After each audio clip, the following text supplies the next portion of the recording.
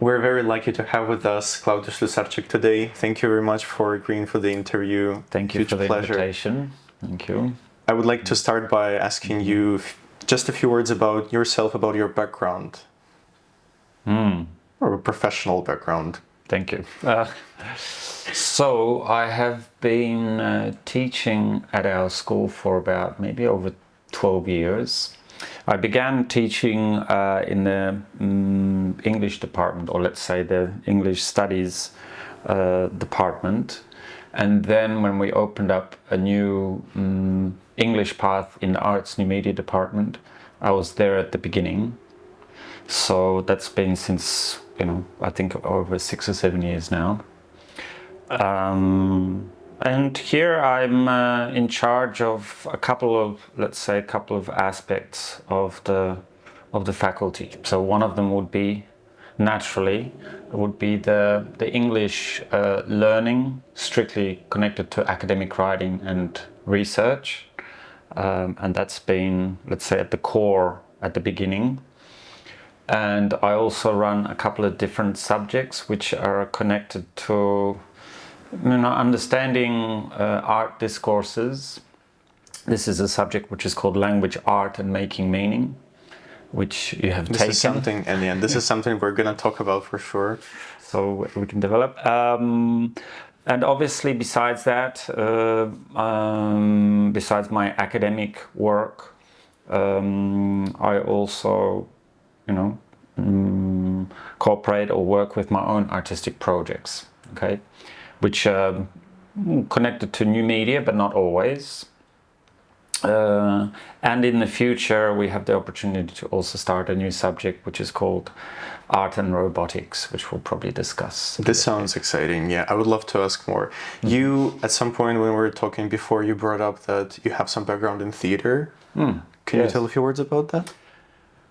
Well, I finished my formal education in Melbourne, in Australia, at Monash University, and I was majoring in theatre direction. This was in the performing arts department. And actually this was my area of interest for many years. When I came to Poland, I was working as part of a theatre company and then working on my own experimental projects. So we had a small group based here in Warsaw, and we were working with experimental theatre and actually adopting new technologies as I think about it now. But it was very much movement-based, text-based, incorporating certain elements of new technologies into the work. I see where your passion for robotics and this kind of stuff comes from then. Well, I'm not sure if it's a passion. Okay. But it's definitely an area of interest. Actually, robotics is it's a wide. It could be understood as a wide field. I use too much of a strong word. What I mostly meant is you're interested in art and you combining art and tech in this field. Yes. Although I tend to work with new technologies also from a critical basis.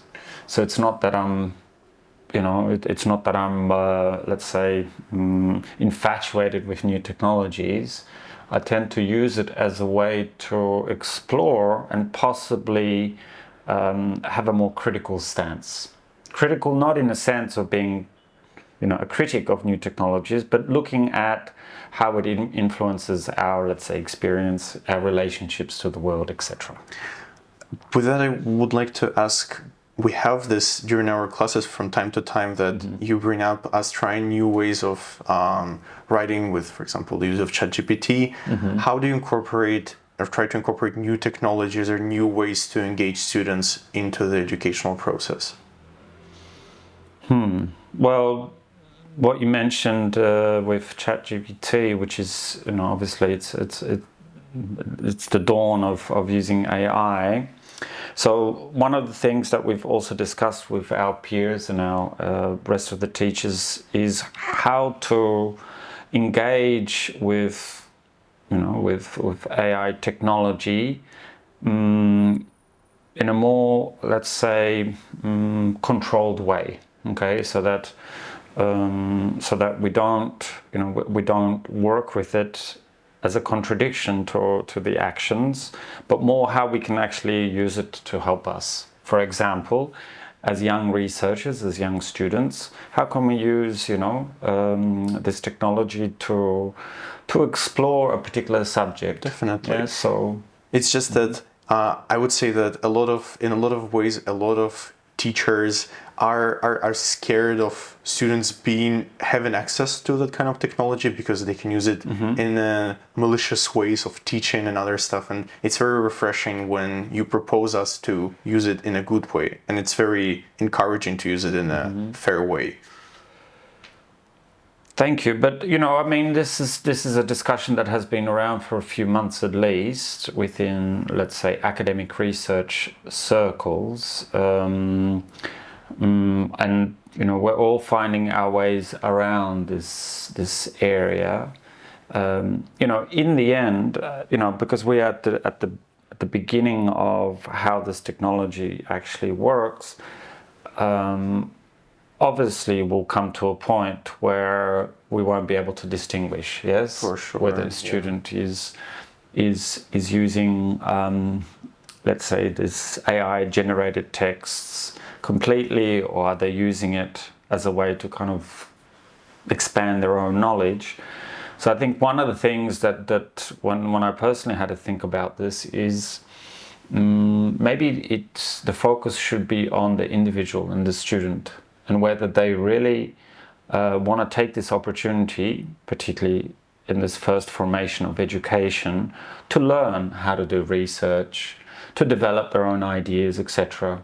And I think if we start from that position, then ChatGPT will only be a tool. It's not going to replace the need to learn how to recognize the difference between different researchers or different ideas, etc. Yes. So in the end, I think it's going to be up to the individual student. I mean, maybe it's a utopian vision, yes, but we can't control everything. We'll see how it's gonna go. We'll see. Things will change within a few years quite a lot, so it's for us to just observe how it's going to be changing. We went quite deep inside of the topic of academic writing. Could you expand and tell a bit more in general what the subject is about, the way that you conduct it?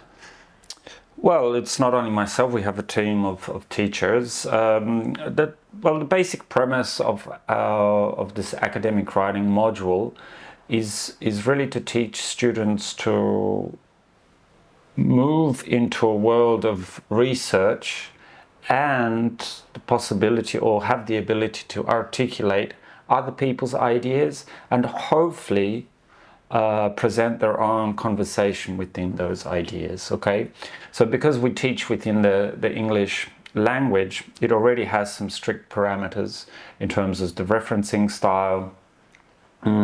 But the ultimate goal is really to teach students so that they can articulate their own research and actually use that as a way to improve their own practical projects, artistic projects. As one who's getting these classes myself, I can definitely say that it definitely has been helping me a lot and helping my relationship with writing a lot, because it's quite complex, especially in English, since a lot of people are coming from having English not as their native language and not having opportunity to write something more serious.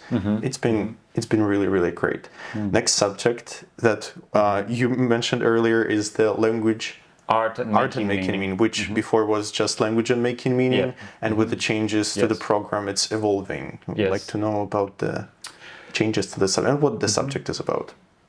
Well, the little change of the, let's say, the title of the subject kind of underlines what the focus will be. So before it was language and making meaning, now it's going to be called language, art and making meaning. So it's going to focus on identifying different discourses within, let's say, the art world, whether it's historical or discourses that are more connected to understanding contemporary art and contexts. it always the subject itself begins with understanding language as a structure, but also seeing how language as a structure affects how we perceive within the visual field as well. Okay, so to links up those two ideas. So, you know, a way of making meaning of things, you know, in terms of being a recipient of an artwork, yes, and how we make that meaning, or how as artists we can create a path for a recipient of an artwork to somehow, you know, have this experience that maybe you want them to at least begin to understand within the art. So in a way, the general idea is for students to be able to look at art and in general at whatever they see in the world from more artistic perspective, from more unique perspective? Not necessarily from, well, we look at, you know, we look at the question, is an artist, let's say, meaning or artist vision the only meaning that an artwork can generate? And obviously it's possible that there is many meanings, yes, but what we actually learn, particularly in the first semester, is looking at different discourses from post-colonial thought, from new art history, from gender studies, how one particular art piece can be interpreted depending on the discourse that you, let's say, inject into it. So one of the things that I try to propose is that as recipients of art, it is in our, let's say, let's say it's in our responsibility, yes, to kind of widen our encyclopedia of knowledge so that we inject that onto the artwork, yes. In a way, it also teaches, you know, the students as young artists or designers, or as young future artists and designers, that they're able to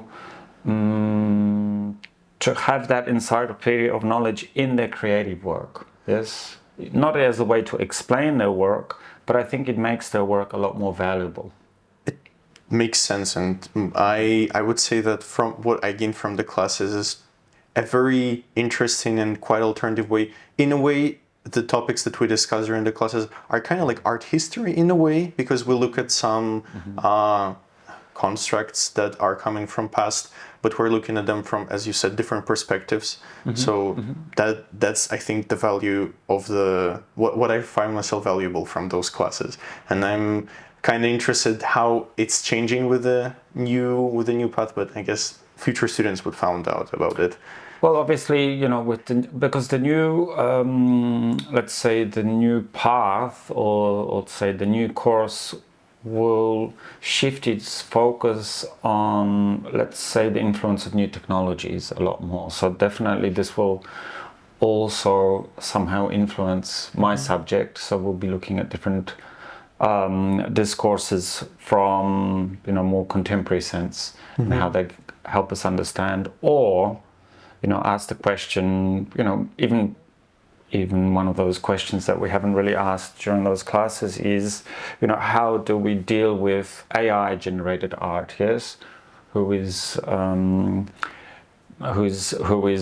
let's say, the owner of the meaning when it comes to that, etc. This is the conversation that is so active these days because of the recent blow up of what AI technology can do with art. Yeah. And I think it's connected, sorry to interrupt, but I think it's connected to a sense of threat that maybe definitely that is. I feel like most of us feel threatened by possibilities in what's coming to future, because month and month we see improvements with what it can do. How, for example, it stupidly generates hands, but then it learns to generate 5 fingers instead of 10 on one hand. So it is terrifying for artists a little bit, but I guess what we're also realizing that we can use it to help us, or we can try to ignore it if we hate the technology. I feel like for artists mainly the problem is how unfair in some situations the use of AI is for artists, because it bases a lot of art on incorrectly used. Nobody gave permission for the AI to develop, to generate images from. So this is the problem for artists, I would say. Yeah, definitely the question of ownership has been an important question, yes, particularly also when we talk about music as well. But I think slowly all of these things are going to find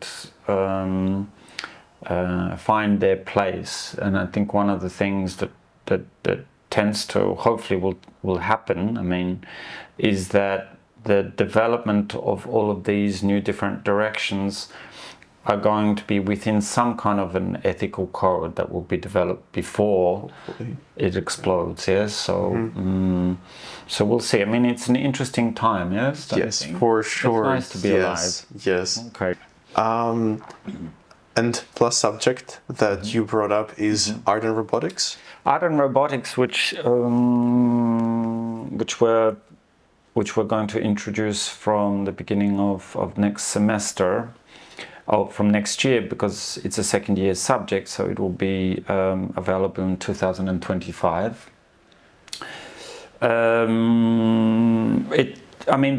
The subject in itself is interesting because we want to introduce something new, and that is to create a subject which is available both for our arts and media students and the IT students. So they will both be able to choose this as an elective. Sounds really exciting. Which means that it's a subject that will be available in different departments.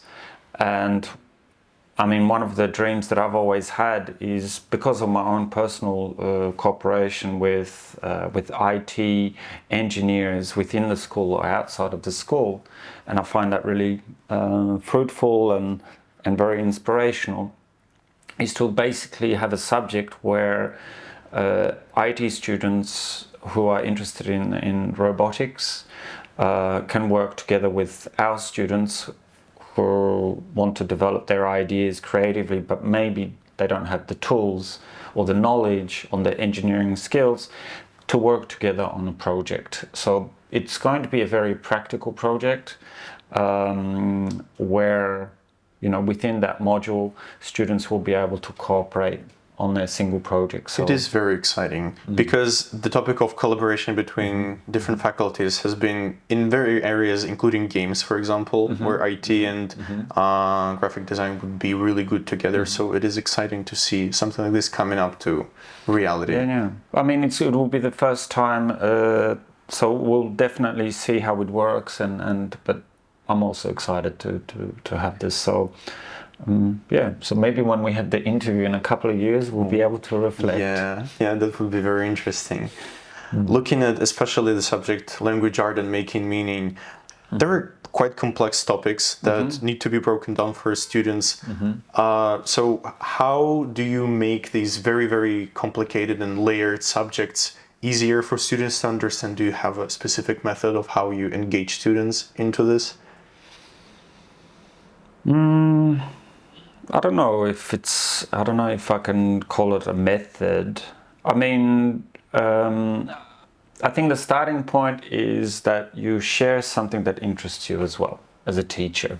Okay, and I think students have a sense of picking up on this, and then obviously finding an interesting way to deliver these topics that are sometimes complex, sometimes less so. I like the idea of giving small tasks, yes, that allow me to see whether the students understand the subject matter. Okay, so usually as part of this module, each week they do a small task, a small creative task, where, I mean, for example, when we're looking at visual structures and how structure or the way that a piece of art is structured can somehow help for the meaning to be, you know, articulated.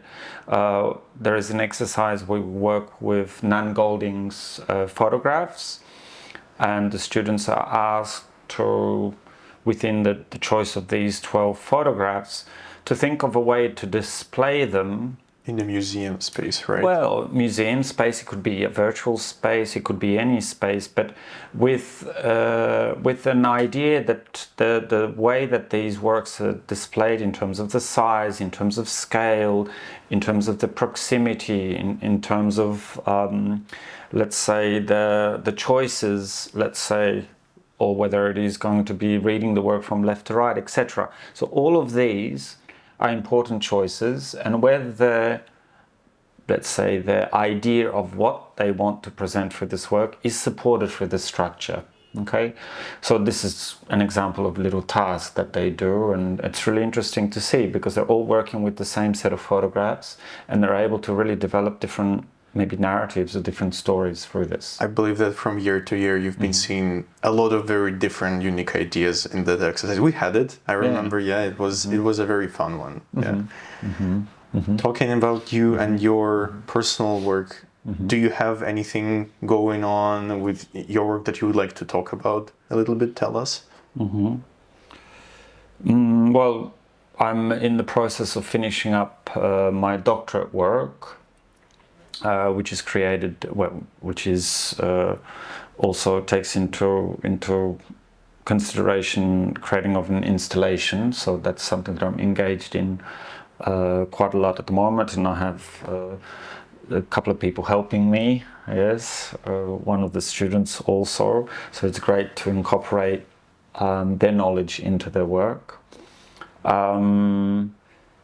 I don't want to go too much into this project before it's shown, but basically it's looking at an artistic response to something that I have been researching for quite a while, and that is the influence of the digital experiences in how we relate to each other, in how we relate to the world, in how we have a sense of self, etc. So one of the points of interest was how does this feeling of being watched, or let's say new surveillance or super panopticon surveillance systems, how they really orchestrate our sense of self and how we relate to each other.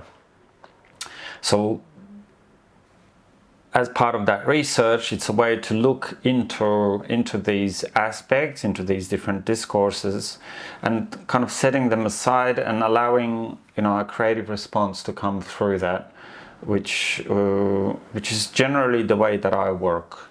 Okay, so one could say that it's a theory to practice type of an approach, but I try to use the theory as a way to expand this idea of encyclopedia of knowledge. But it's not that I find a figurative response to this. I also have this moment where I just allow, let's say, the creative ideas to come through, and somehow they are infiltrated or they are influenced by some of that research that I have done. It's never an idea that I want to illustrate, let's say, a theoretical topic and then create a response to it. That was a bit of a secret that I just told you. Well, I would like to say that I guess whenever we see that project, and we will see it eventually, it's really, really interesting how it's all going to come together. I mean, we know a bit more as we're right in the studio, but I guess people who watch have to wait to see sometime. Well, if they watch this carefully, they might see part of it somewhere. Yes, that's true. Lastly, I would like to ask you, we were discussing how students learn from your subjects, how they learn about how to write, how to look at art. And with that, I would like to ask about you and how you, in your career teaching young students with time, how has it been changing and what have you been noticing and, well, what have you been adapting to with newer students and your generation of people coming up? It's an interesting question. Because I have been teaching for over a decade now. It seems like a long time, particularly, I'm sure, for young students. I guess the biggest change that has come through And it does change from year to year, so that it's not like there is a steady progression. Sometimes you have, this kind of a parabola effect, that some year levels tend to have a different approach than others.